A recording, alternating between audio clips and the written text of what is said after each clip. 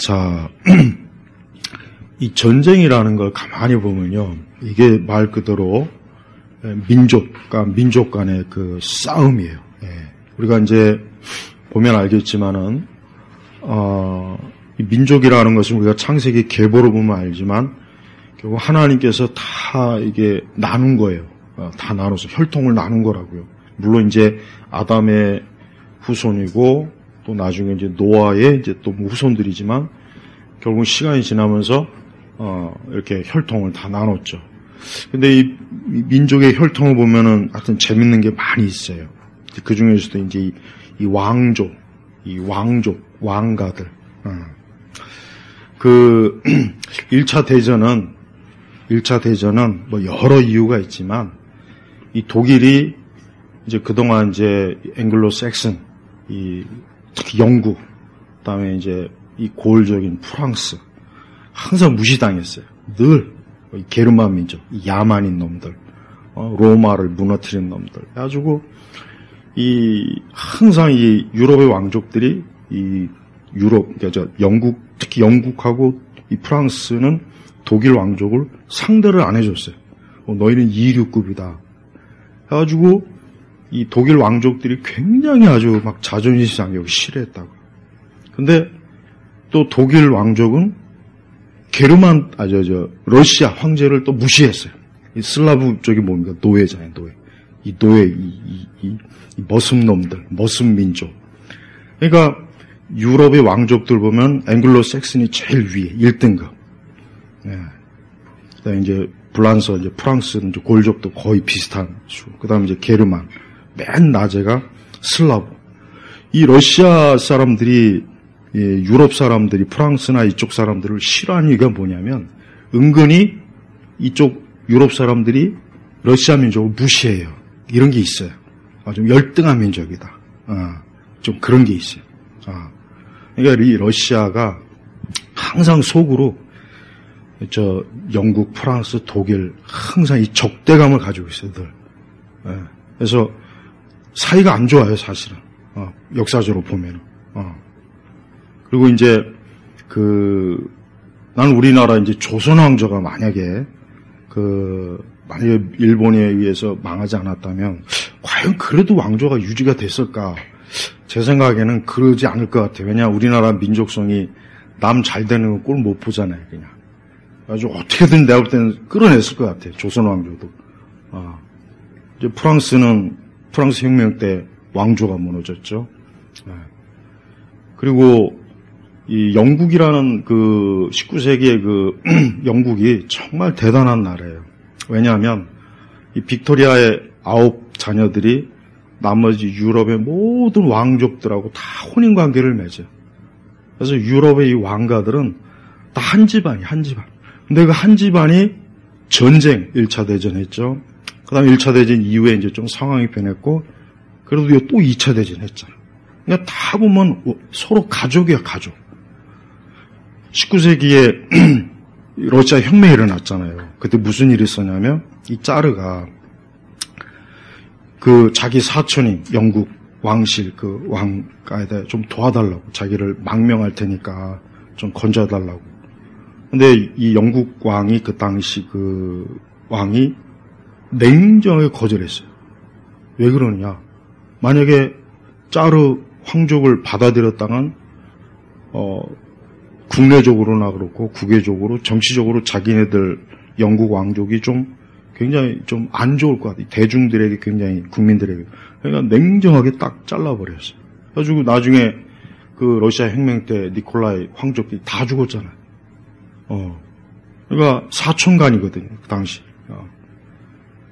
그러니까 사촌간이면 가깝잖아요. 그런데도 냉정하게 딱 우리는 못 도와준다고.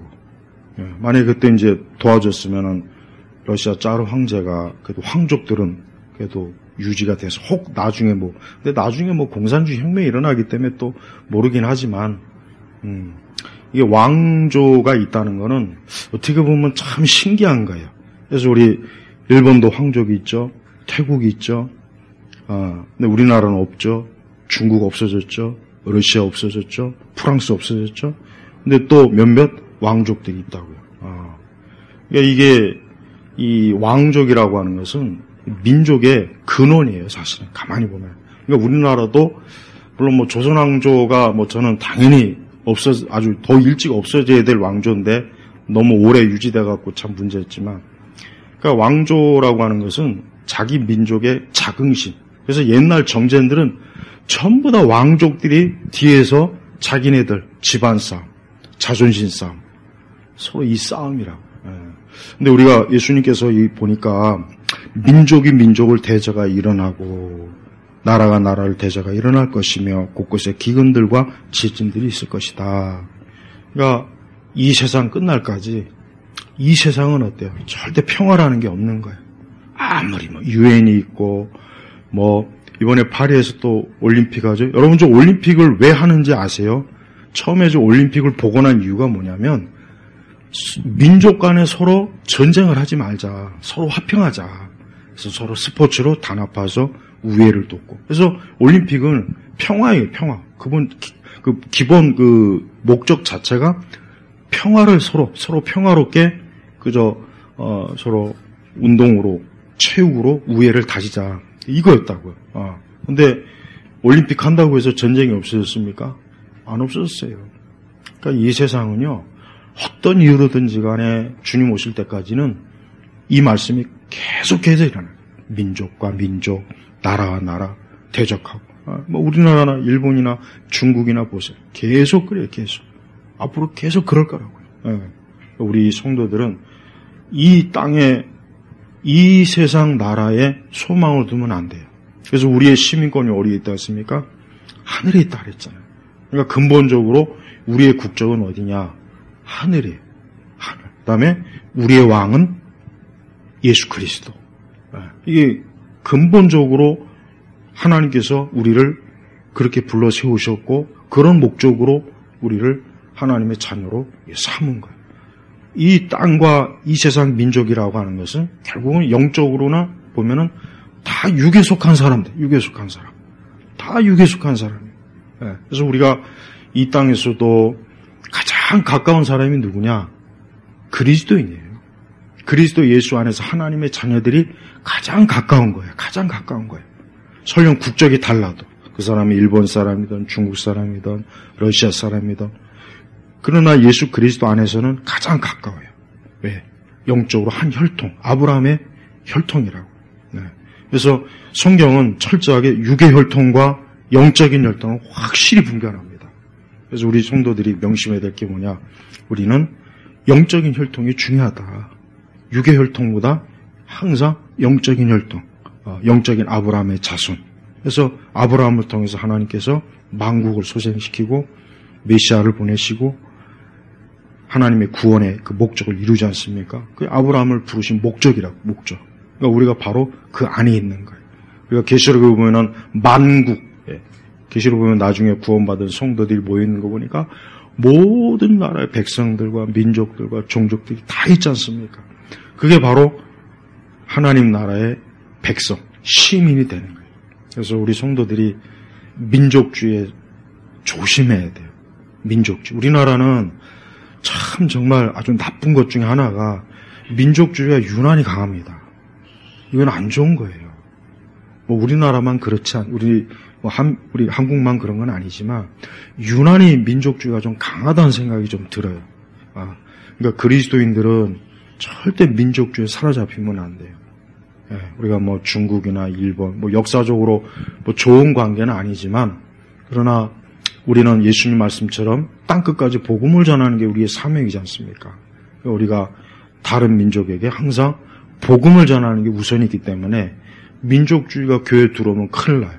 그래서 나는 3.1운동도 나는 조금, 물론 이런 얘기가 좀 좀 하기 좀 이게 녹화가 돼서 좀 하기는 좀 그런데, 그 당시 3.1운동 때문에 교회가, 일제시대 일제가 왜 교회의 그 신사참배하고 왜 하긴 이유가 뭐냐면 3.1운동 때문에 그랬어요. 이것들 안 되겠구나. 이거 종교의 자유를 해주니까, 이게 민족주의 안에 그때부터 된 거예요, 사실. 엄밀히 얘기하면 그런 거예요. 그래서 교회가 제일 많이 참여했잖아요. 주도해가지고.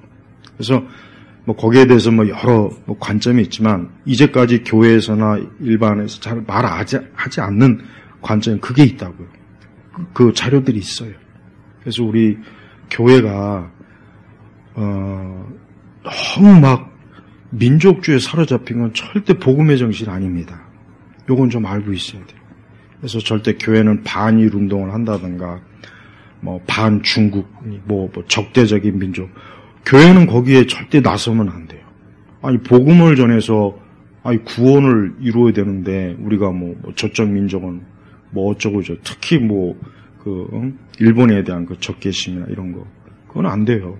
중국도 마찬가지. 어쨌든 그러니까 어쩔 수 없이 이 세상의 육적 혈통들은 이렇게 싸우고 대적하고 그런단 말이에요.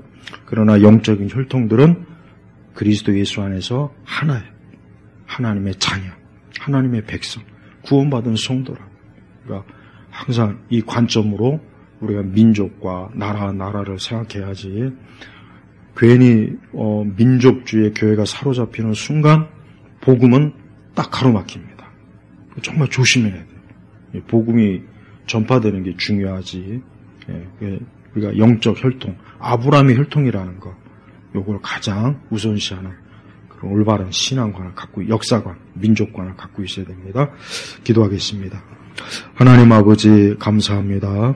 오늘도 하나님의 은혜 가운데 우리가 성경을 통해서 이 세상에 하나님께서 다스리시는 민족과 나라와 이 모든 것들을 우리가 살펴봅니다. 주님 하신 말씀처럼 이 복음이 좀 속히 땅끝까지 전파되어서 주께서 구원하기로 작정한 모든 사람이 다 주의 품으로 들어오게 하시고 속히 주께서 임하시기를 간절히 기도합니다. 예수 그리스도의 이름으로 기도 올렸습니다. 아멘.